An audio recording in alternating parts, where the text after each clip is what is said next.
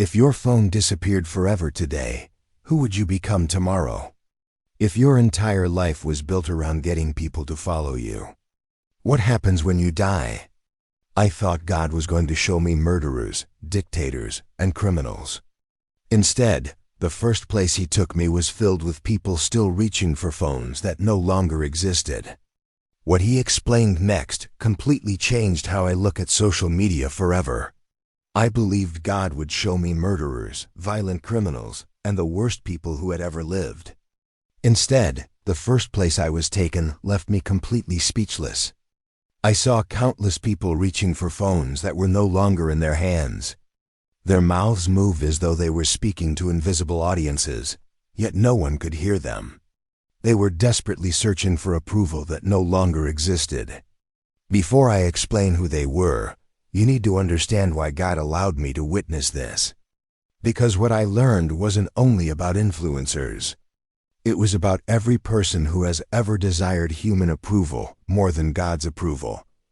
My name is Ethan Brooks, and this experience began after my heart suddenly stopped during emergency surgery.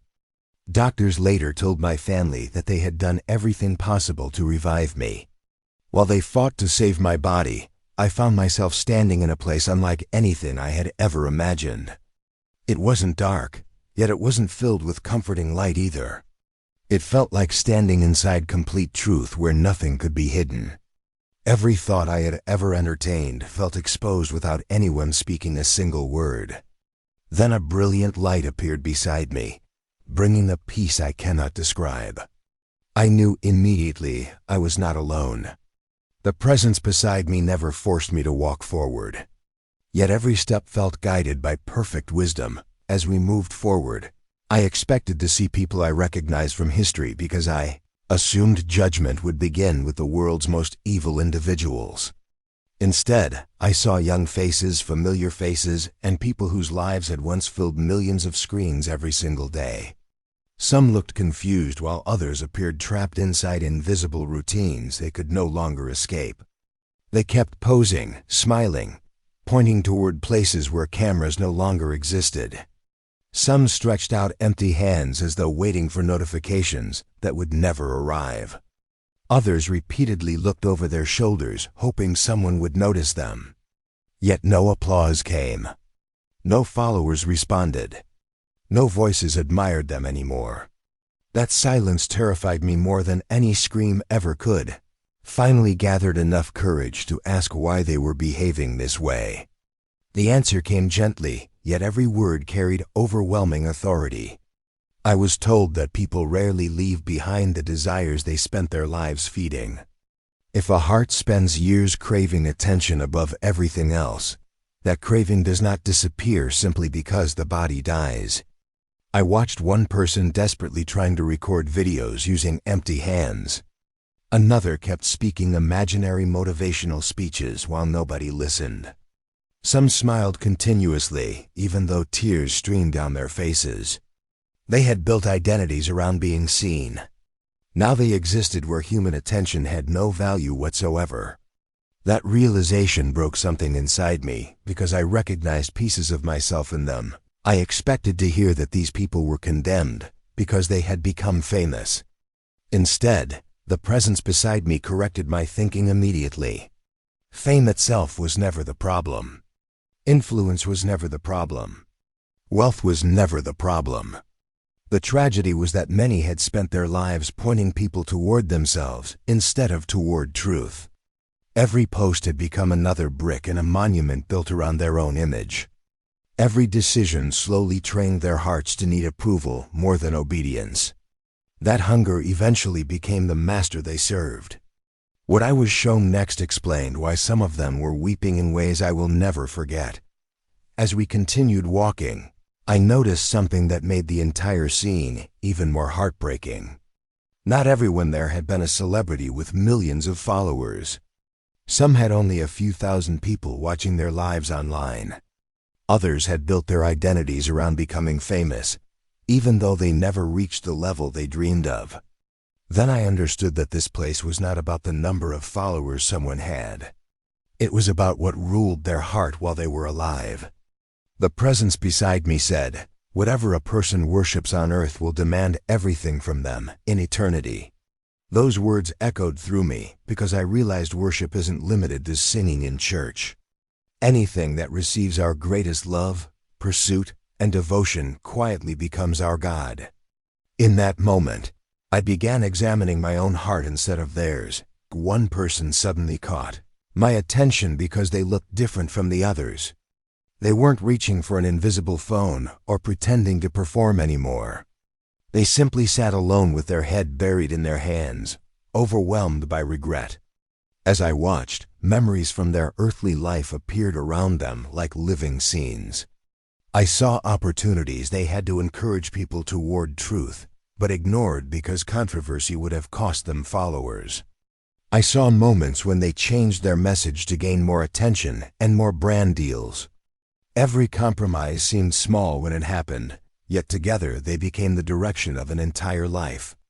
The presence beside me quietly said, "They traded eternal influence for temporary applause."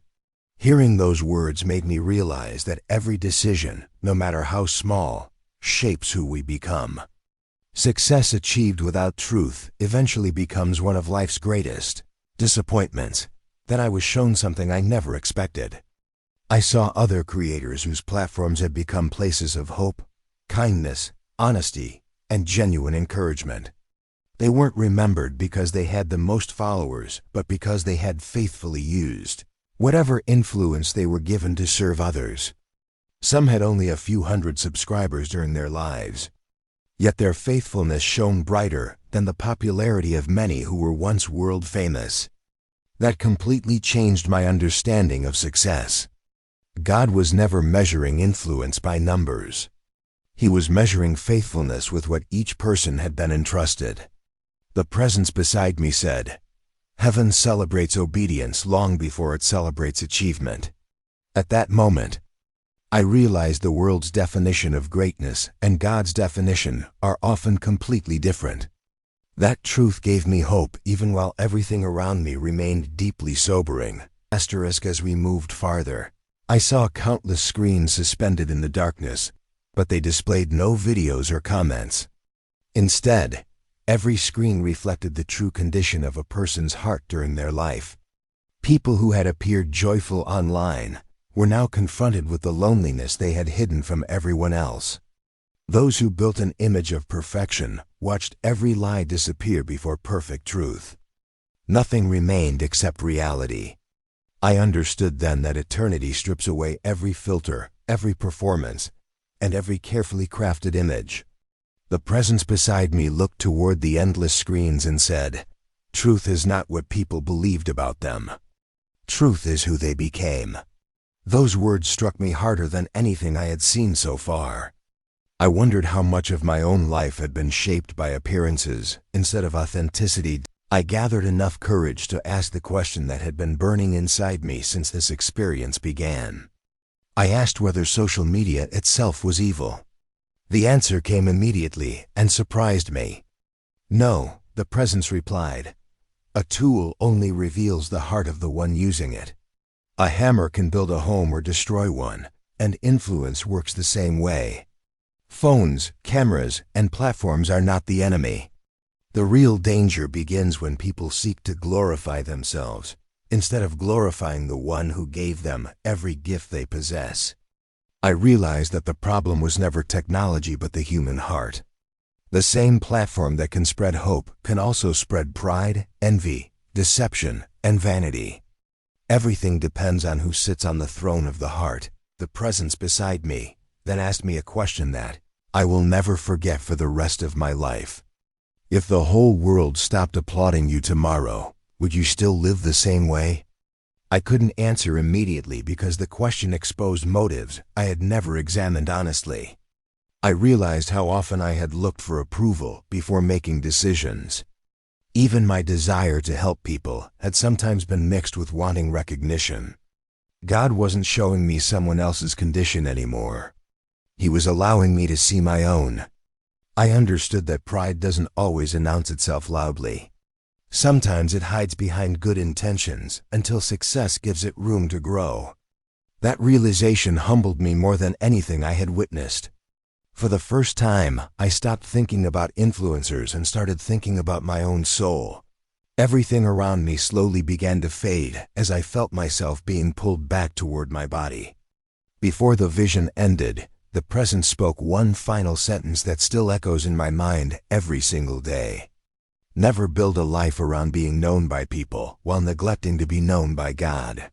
Those words followed me as I opened my eyes in the hospital, gasping for breath while doctors celebrated that my heart was beating again. They believed they had saved my life, but I knew God had given me another opportunity to examine how I was living. Since that day, I no longer measure success by numbers, popularity, or applause. I ask myself whether my life is pointing people toward me or toward the truth. Because when our final moment comes, followers, likes, money, and fame will not stand beside us. Only the condition of our hearts will remain before the one who has always known us completely. And that is the reality I was sent back to warn you about.